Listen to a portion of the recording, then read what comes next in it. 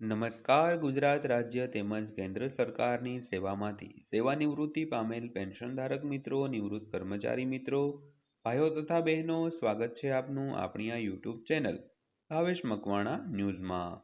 તો મિત્રો, આજની તારીખ 29/1/2026. તો આજના આ ત્રીજા વિડીયોની અંદર આપણે વાત કરવાના છીએ 65 થી 70 વર્ષના પેન્શનરોના પેન્શનમાં આજરોજ તારીખ 29/1/2026ના રોજથી થયો છે આટલો વધારો જાહેર. તો મિત્રો, વિડીયોમાં અંત સુધી બન્યા રહેજો એટલે બધી જ માહિતી તમને વિગતવાર રીતે સમજાઈ જાય. અને વિડીયો વિગતવાર જોતા પહેલાં આપણી આ ચેનલ તમે સબસ્ક્રાઈબ ન કરી હોય તો કૃપા કરીને આપણી આ ચેનલ સબસ્ક્રાઈબ કરી લેજો. અને દિલથી એક નમ્ર વિનંતી છે કે આપણી આ ચેનલને લાઈક કરી દેજો, જેથી કરીને અમે નવા વિડીયો બનાવી તમને માહિતગાર કરી શકીએ. તો શરૂ કરીએ આજનો આ વિડીયો. તો સૌથી પહેલાં જોઈએ તો ડીએ વધારો. કેન્દ્ર સરકારના કર્મચારીઓને ટૂંક સમયમાં થોડી રાહત મળી શકે છે. તો મોંઘવારી ભથ્થા એટલે કે ડીએમાં સંભવિત વધારાથી પગારમાં સીધો વધારો થવાની ધારણા છે. તો નવીનતમ AICPI-IW ડેટાને આધારે જાન્યુઆરી 2026થી ડીએમાં સુધારો થઈ શકે છે, જેનાથી કર્મચારીઓ અને પેન્શનરો બંનેને ફાયદો થશે. તો અપડેટ વિશે વધુ જાણવા માટે આ વિડીયો ખાસ કરીને અંત સુધી જોઈ લેજો. ત્યારબાદ વાત કરીએ તો 8મા પગાર પંચ અંગે ચર્ચાઓ જોરશોરથી ચાલી રહી છે અને વર્ષ 2026 શરૂ થઈ ગયું છે.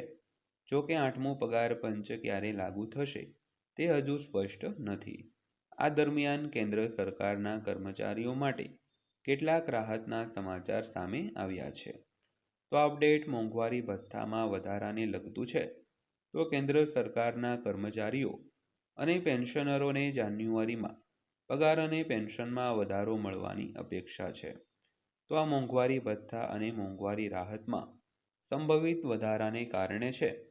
તો શ્રમ અને રોજગાર મંત્રાલયે નવેમ્બર 2025 માટે AICPI-IW ડેટા જાહેર કર્યો છે, જે 148.2 પર નોંધાયેલ છે. તો આંકડાઓને આધારે આગામી ડીએ વધારાનો અંદાજ લગાવવામાં આવી રહ્યો છે મિત્રો. તો ત્યારબાદ વાત કરીએ તો સારા સમાચાર આવવાના છે. મોંઘવારી ભથ્થું વધવાનું છે.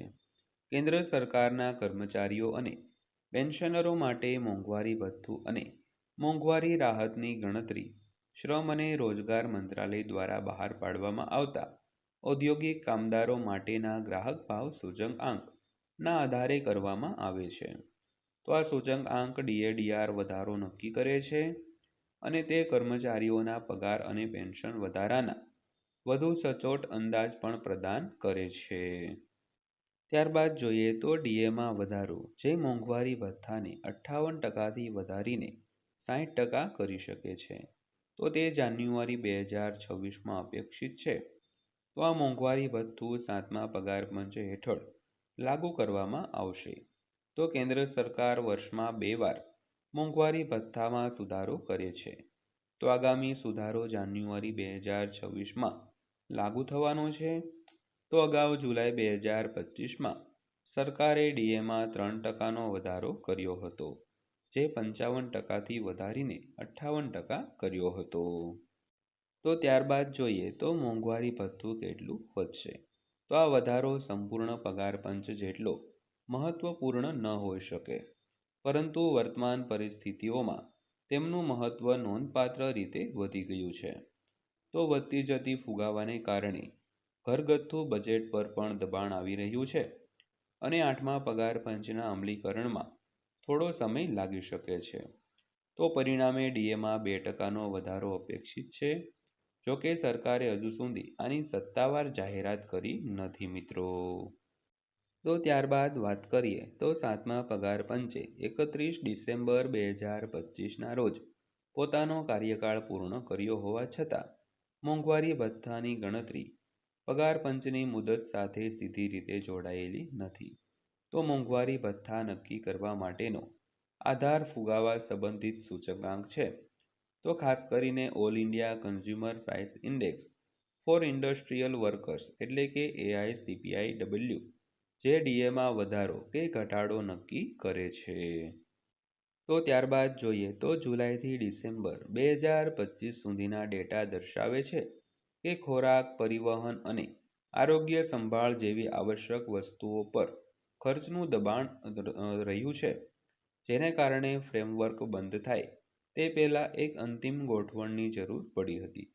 તો જુલાઈથી ડિસેમ્બર 2025 સુધીના ડેટા દર્શાવે છે કે ખોરાક, પરિવહન અને આરોગ્ય સંભાળ જેવી આવશ્યક ચીજવસ્તુઓના ખર્ચ ઊંચા રહ્યા છે. તેથી વર્તમાન માળખા હેઠળ મોંઘવારી ભથ્થામાં એક અંતિમ સુધારો જરૂરી માનવામાં આવે છે મિત્રો. તો મિત્રો આ હતી આજની માહિતી પસંદ આવી હોય, વિડીયો સારો લાગ્યો હોય તો વિડીયોને એક લાઈક કરી દેજો અને આવી જ માહિતીઓ માટે આપણી આ ચેનલ સબસ્ક્રાઈબ કરી લેજો. તો ફરીવાર પાછા મળીશું એક નવા વિડીયો સાથે, નવી માહિતી સાથે. ત્યાં સુધી સૌને જય હિન્દ, વંદે માતરમ.